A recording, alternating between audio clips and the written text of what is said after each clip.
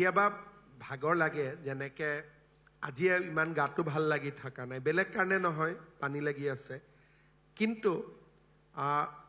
মই ভাবো যে যেতিয়ালৈকে চকীখনত বহি থাকিম তেতিয়ালৈকে ভাগৰ লগাৰ আমাৰ অধিকাৰ নাই ভাগৰ লাগিব পাৰে কিন্তু আপুনি ভাগৰ লাগিলেও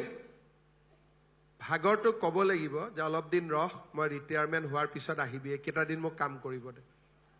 কাৰণ কোভিডৰ সময়ৰ পৰা বা তাৰ আগতেও দেখিছো কিন্তু কোভিডৰ সময়ৰ পৰা মোৰ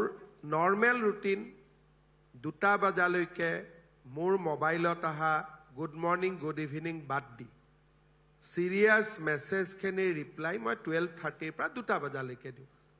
ডেইলি 600-700 মানুহক মই ৰিপ্লাই দিওঁ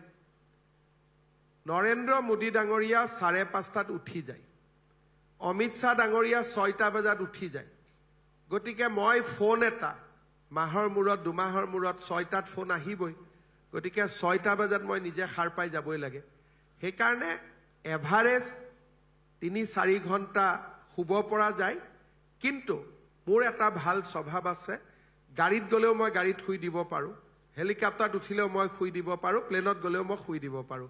সেইকাৰণে মই টোপনিটো কবাত মেনেজ কৰি লওঁ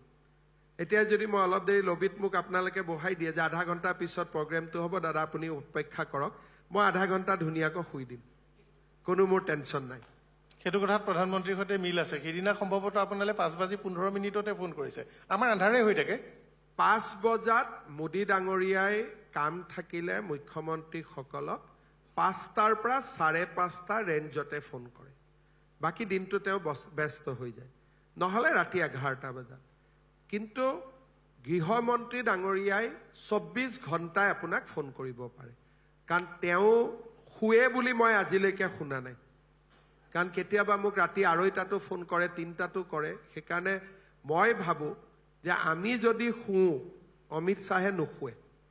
মোৰ তেনেকুৱা ধাৰণা সঁচা মিছা মই সোধা নাই আৰু